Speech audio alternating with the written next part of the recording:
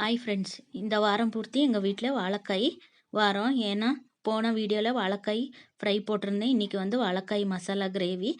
நான் இந்த மாதிரி வாரம் பூர்த்தி ஒரு நாள் பஜ்ஜி, ஒரு நாள் வாழைக்காய் பொடி மாஸ், ஒரு நாள் வந்து வாழைக்காய் பொரியல், இந்த மாதிரி ஃபுல் வாரமும் வாழைக்காய் வாரம் தான். உங்களுக்கு ஏதாவது வாழைக்காயில் புது ரெசிபி தெரிஞ்சிருந்தால் கமெண்ட் பண்ணுங்கள்.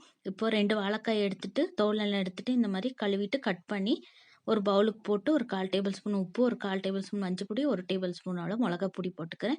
போட்டு எல்லாம் நல்லா மிக்ஸ் பண்ணிவிட்டு ஒரு 5 நிமிஷம் அப்படியே வச்சுருங்க. அது மசாலா எல்லாம் அந்த வாழைக்காய்க்கு பிடிக்கட்டும்.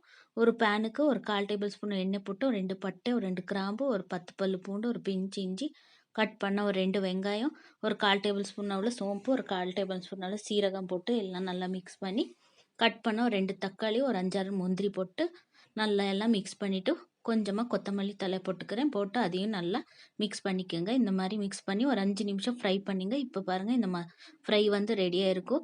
ஒரு மிக்ஸி ஜாருக்கு 1/2 கப் அவ்வளோ துருவுனா தேங்காய் போட்டு இந்த ஃப்ரை பண்ணி வச்ச மசாலாவும் போட்டுக்கோங்க. போட்டு கொஞ்சம் தண்ணி ஊற்றி அதையும் இந்த மிக்ஸி ஜாருக்கு போட்டு 1 டேபிள் ஸ்பூனோட மிளகா பொடியும் 1 டேபிள் ஸ்பூனோட தனியா பொடி போட்டு நல்லா நைஸாக அரைச்சி எடுத்துக்கோங்க. இந்த மாதிரி இப்போ பாருங்கள், நல்லா நைஸாக அரைச்சி எடுத்து வச்சுருக்கேன். ஒரு பேனுக்கு 1 டேபிள் ஸ்பூனோட எண்ணெய் போட்டு இந்த மிக்ஸ் பண்ணி வச்ச வாழைக்காய் மசாலாவுக்கு எல்லாம் தடவி மிக்ஸ் பண்ணி வச்சோம்ல, அதை அதுக்கு போட்டு நல்லா ஒரு நிமிஷம் நல்லா ஃப்ரை பண்ணிக்கோங்க. இந்த மாதிரி ஃப்ரை பண்ணி வாழைக்காய் இந்த மாதிரி கிரேவி பண்ணுறது ரொம்ப டேஸ்ட்டாக இருக்கும். ட்ரை பண்ணி பாருங்கள்.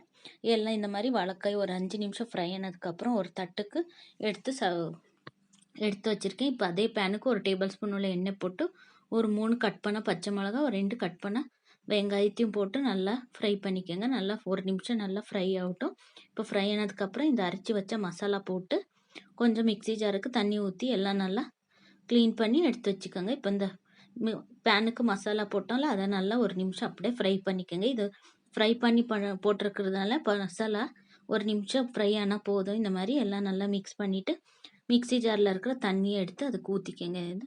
ஒரு 1/2 கிளாஸ் அவ்வளோ தண்ணியை ஊற்றிக்கிறேன் நான். எல்லாம் ஊற்றிட்டு நல்லா மிக்ஸ் பண்ணிக்கோங்க. மிக்ஸ் பண்ணிவிட்டு ஒரு டேபிள் ஸ்பூனோட உப்பு போட்டு எல்லாம் மிக்ஸ் பண்ணிவிட்டு ஒரு 5 நிமிஷம் அப்படியே மூடி வச்சுருங்க. இது நல்லா கொதிக்கிட்டும். ஒரு 5 நிமிஷம் ஆனதுக்கப்புறம் எடுத்து பார்த்திங்கன்னா, இப்போ பாருங்கள் நல்லா கொதிச்சிக்கிட்டு இருக்குது. இப்போ இந்த ஃப்ரை பண்ணி வச்ச வாழைக்காயும் போட்டு எல்லாம் நல்லா மிக்ஸ் பண்ணிக்கோங்க. உப்பு பாருங்கள், உப்பு பத்தாட்டின்னு இன்னும் கொஞ்சம் உப்பு போட்டு இந்த மாதிரி எல்லாம் நல்லா மிக்ஸ் பண்ணிவிட்டு ஒரு 5 நிமிஷம் அப்படியே மூடிட்டு கொதிக்க விட்டுருங்க.